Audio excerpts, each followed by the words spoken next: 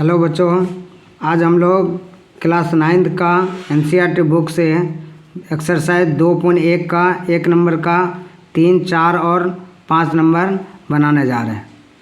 इसमें क्वेश्चन कर रहा है कि ये इनमें से कौन जो है एक चर में बहुपद है।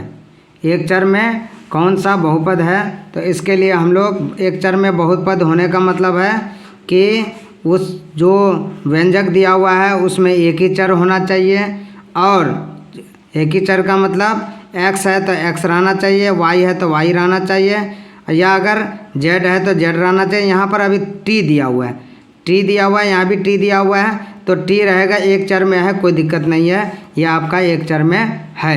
लेकिन बहुपद में क्या होना चाहिए, रूट में बहुपद का होता है कि उस व्यंजक का चर का घात पूर्ण संख्या में होना चाहिए।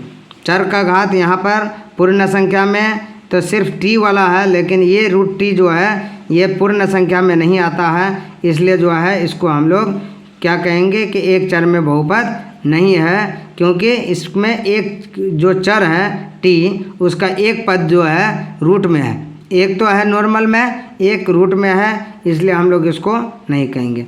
नंबर 4 में है कि y + 2/y, ये एक चर में बहुपद है या नहीं है, इसके लिए चेक करना होगा। इस y और यहाँ भी नीचे में भी y है, हम लोग इसको y लिखते हैं और प्लस में प्लस लिख देते हैं, और 2/y है तो 2 को हम पावर में 2 को गुना करके लिख देते हैं xy⁻⁻1, क्योंकि जो भी नीचे में रहता है उसका अगर ऊपर भेजते हैं तो हम लोग पावर माइनस में हो जाता है, ऋणात्मक में हो जाता है। क्योंकि ये पूर्ण संख्या में नहीं है, इसलिए ये भी आपका क्या नहीं होगा, पूर्ण संख्या में बहुपद यानी कि बहुपद नहीं होगा। ये माइनस में रहने की वजह से ये क्या नहीं होगा, बहुपद नहीं होगा। एक चर में तो है, यहाँ भी y है, यहाँ भी y है, तो इसलिए एक चर में है, लेकिन ये बहुपद नहीं है, क्योंकि इसका चर का जो घात है वो ऋणात्मक है, इसलिए ये बहुपद नहीं है। अब यहाँ पर देखते हैं x पावर 10 है, y पावर 3 है और t पावर 50 है। इसके बारे में कह रहा है कि क्या ये एक चर में बहुपद है।